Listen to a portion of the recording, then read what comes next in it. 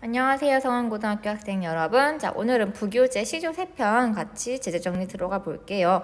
여러분 시험 기간 얼마 안 남았으니까 짧게 오늘 수업 끝마치도록 할게요. 자, 먼저 우리 부교재 63페이지 펴볼게요. 우리 저번 시간에 배웠던 춘산의 눈 녹인 바람입니다. 갈래 평시조였죠. 평시조는 형식이 아주 중요하다 그랬어요. 네, 평시조 형식 어떻게 돼요? 복습해 볼까요? 3장, 6구, 45자 내외. 그리고 종장의 첫 구는 3글자로 고정되어 있고 종장의 두 번째 구는 5글자에서 6글자. 그리고 사음보의 음보율을 가지고 있죠. 이런 것들 기억해주면 좋겠습니다. 성격 낙천적이고 달관적이고 영탄적이다라고 했어요. 왜 낙천적이냐면은 자신의 늙음을 한탄하면서도 막 여기에 대해서 나 흰머리 생겼는데 어쩌면 좋아, 정말 너무 짜증난다, 너무 절망스럽다, 이런 마인드가 아니라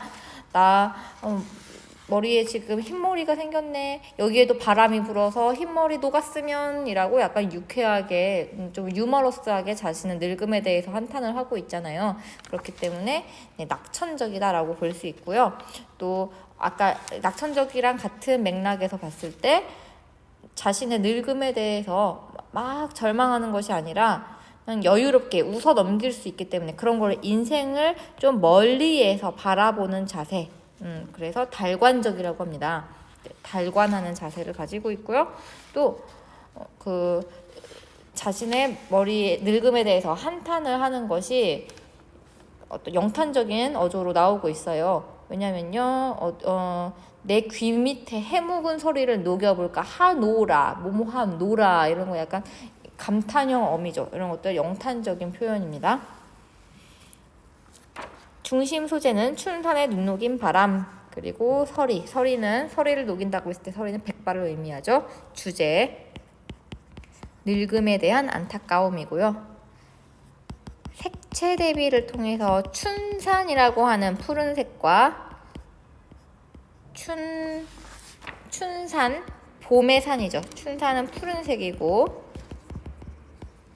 그리고 귀 밑에 있는 해묵은 서리, 눈 녹인 바람 했을 때 서리와 눈은 흰색의 이미지죠. 그래서 색채 대비를 통해 주제를 효과적으로, 주제는 늙음에 대한 안타까움인데 그 주제를 효과적으로 드러내고 있습니다. 왜냐하면 젊음과 늙음의 그런 대비가 더 색채를 통해서 선명하게 드러나기 때문이죠. 특징, 늙음을 한탄하면서도 인생을 어떻게 하고 있다? 멀리서 바라보는 자세, 죄송합니다. 종이 치고 있네요. 인생을 달관하는 여유가 나타나고 있습니다. 다음 두 번째 시조 볼게요. 수양산 바라보며 라는 시조입니다.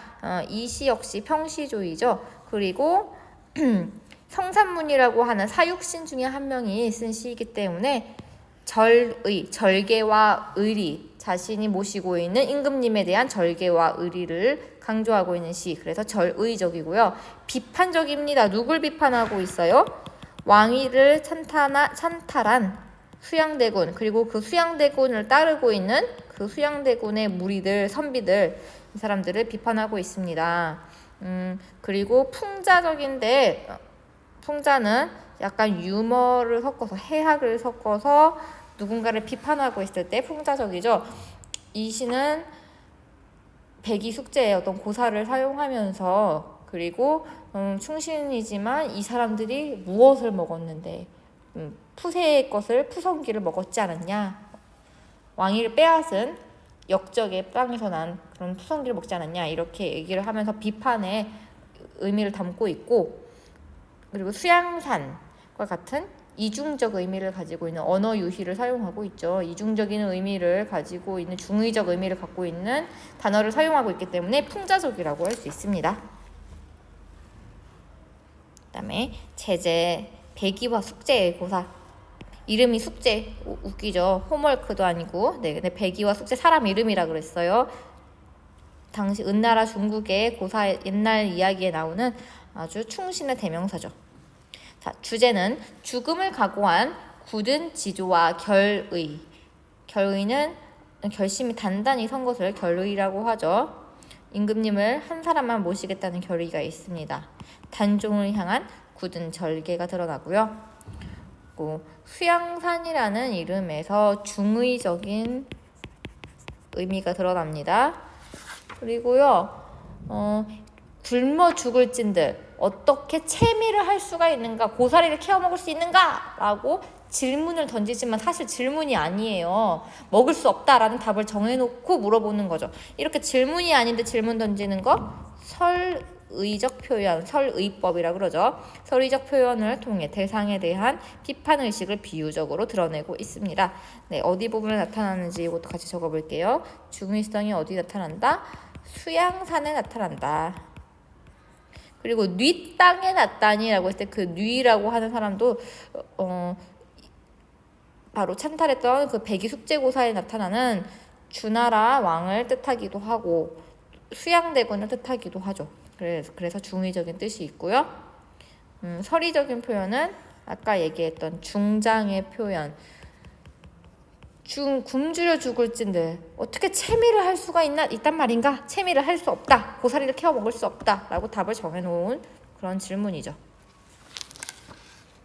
그 다음에 두 번째, 일반적인 무엇을 뒤집어 표현한다? 상식을 뒤집어서 표현하고 있다. 왜냐면 백이와 숙제는 충신의 대명사인데 얘네들 충신 아니다.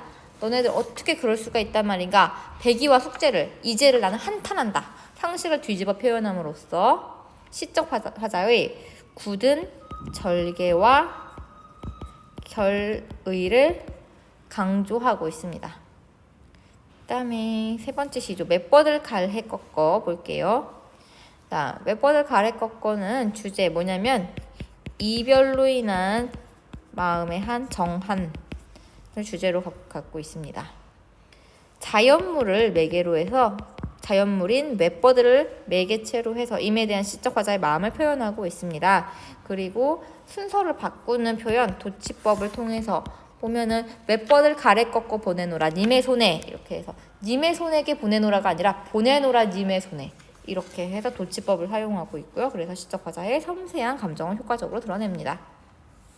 작품의 구성을 보면 시조 1은 초장에서 봄바람이 산의 눈을 녹이고 사라졌는데 중장에서 그 봄바람을 빌려 머리 위에 불게 하고 싶고 종장에선 백발을 없애고 다시 젊어지고 싶다라는 얘기를 하죠. 시조 2에서는 수양산을 보며 백이숙제를 한탄했고 백이숙제가 고사리로 연명한 일을 비판하고 백이숙제보다 더 굳은 지조를 지키겠다 다짐하는 내용이죠.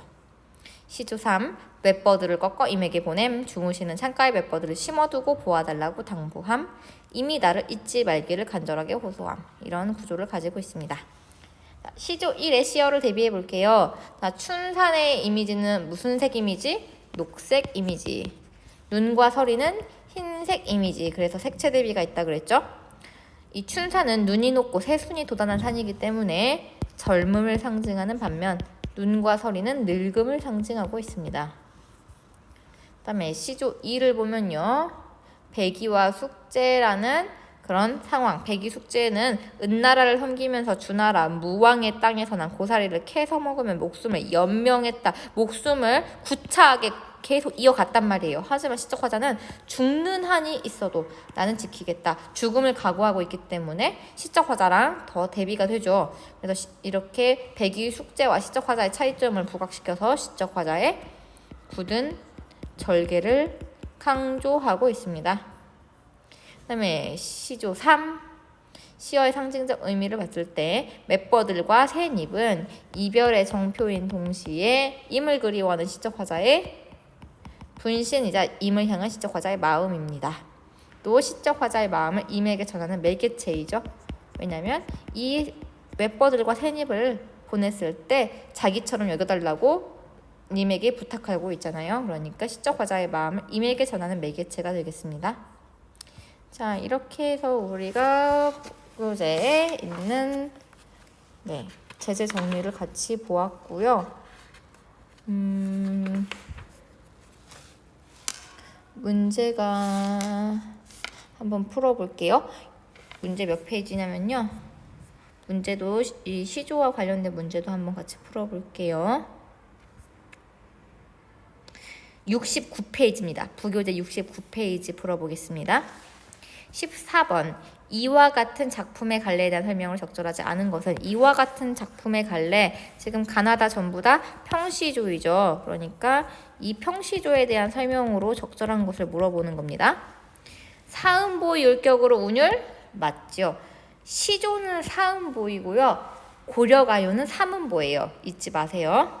그 다음에 종장의 첫 번째 세 음절은 무조건 세 개의 음절, 세 음절, 삼음절이라는 거는 세 글자란 뜻입니다. 글자가 세 개 있다는 겁니다. 자, 봤더니 종장의 첫 구, 밤비에 하나, 둘, 셋, 세 글자 삼음절이죠. 비록에 어때요? 종장의 첫 구가 역시 세 글자죠. 또 여기도 귀 밑에 이렇게 해서 첫 구가 세 글자로 고정되어 있어요. 자, 그래서 이거 맞는 말이고요. 그 다음에 3번. 3장 6구 45자 맞죠? 초장, 중장, 종장의 세도막 형식으로 구성되어 있다. 맞습니다. 세 개 줄로 되어 있죠. 그 다음에 평시조는 조선시대에 발생한 게 아니에요. 고려 말에 발생하여 현대에 이르기까지 창작되고 있습니다. 그래서 정답 5번이죠. 종소리가 좀 기네요. 자, 15번. 가를 통해 궁극적으로 말하고자 하는 바로 적절한 것은 이라고 했습니다. 춘사는 눈녹인 바람. 이 시조 같은 경우엔 주제 뻔하죠. 늙음에 대한 탄식이었죠. 그 다음에 16번. 나에서 사용된 표현 방식으로 적절한 것은 이라고 했습니다. 자, 수양산에는 수양이라는 표현이 동음 이의어로 수양대군을 가리키죠. 그래서 중의적으로 표현한 거 맞습니다. 중국에 있는 산 이름 수양산과 수양대군 두 가지를 동음 이의어로 사용해서 동음 이의어가 무슨 뜻인지는 다 아시죠? 같을 동 소리음 그러니까 소리는 똑같은데 다를 이 뜻의 그래서 뜻은 다르다. 소리는 같은데 뜻은 다른 단어를 동음 이의어라고 하죠. 그래서 중의적 의미가 이중적으로 가지고 있어요. 이 의미가 두 가지 이상일 때 중의적이라고 말합니다. 중의적으로 표현했습니다. 그다음에 도치법 사용했나요? 네, 도치법은 사용 안 했죠. 네, 문장의 순서를 뒤바꾼 도치법은 이것은 나에서 사용된 게 아니라 다에서 사용된 표현이기 때문에 틀렸죠. 그다음에 사물을 다양하게 열거하는 것도 없었고 해약도 없었고요. 그다음에 화자의 속마음과 반대로 표현하는 것을 우리가 반어법이라고 하거든요. 반어법 있었나요? 반어법 없었어요. 이제를 한탄한다라고 그랬을 때 이제를 한탄하는 거 그대로 들어갑니다. 그다음에 감탄사를 효과적으로 사용하여 화자의 심정을 잘 표현하였다고 했는데 감탄사가 들어가 있지 않았죠. 어머나 감탄사라고 하면은 어머 으아 이런 것들이 감탄사로 들어가죠. 특히 이제 종장에서 나온다면은 두어라 아우 이런 것들이 감탄사로 들어가는데 이런 감탄사들 사용된 적 없습니다. 감탄사 사용된 적 없죠. 그래서 정답 몇 번이다? 1번이다라는 걸 알 수가 있겠습니다. 자, 오늘 수업은 여기까지입니다. 수고하셨고요. 다들 시험 잘 보시길 바래요. 1차 지필평가 잘 보세요. 안녕.